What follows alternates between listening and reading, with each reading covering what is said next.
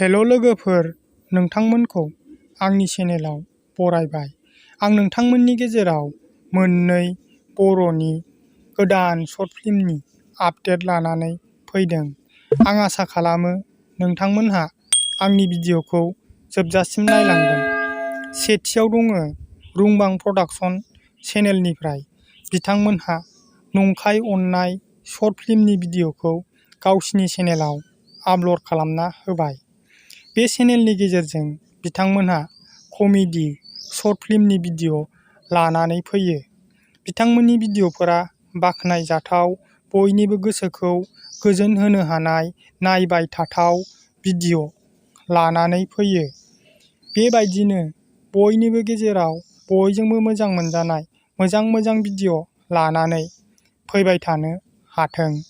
बे चेनेलनि लिंकखौ आंनि चेनेलनि डिसक्रिपसनाव होनानै दोनदों। नोंथांमोना थांना नायनो हागोन। लोगोसे बिथांमोननि चेनेलखौबो सापर्ट खालामना फै। नैथियाव दङ बसुमतारी क्रिएशन चेनेलनिफ्राय बिथांमोनहा बड'लेण्ड गट टेलेन्ट अडिशन नैथि खोन्दोखौ गावसिनि चेनेलाव आपल'ड खालामना होबाय।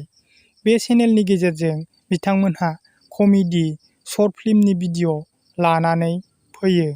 बिथांमोननि भिडिअफोरा बाख्नायजाथाव, नायबाय थाथाव, बयनिबो गोसोखौ गोजोन होनो हानाय मोजां भिडिअ लानानै फैयो। बेबायदिनो बयनिबो गेजेराव बयजोंबो मोजां मोनजानाय मोजां भिडिअ लानानै फैबाय थानो हाथों। बे चेनेलनि लिंकखौ आंनि चेनेलनि डिसक्रिपसनाव होनानै दोनदों। नोंथांमोनहा थांना नायनो हागोन। लोगोसे बिथांमोननि चेनेलखौबो सापर्ट खालामना फै। आंनि दिनैनि भिडिअआ बेखिनियानोमोन। नोंथांमोनहा आंनि चेनेलाव गोदानबा अन्नानै चेनेलखौ साबस्क्राइब खालामना ला। लोगोसे खाथिनि बेल आइकनखौबो अलाव थुनानै हो।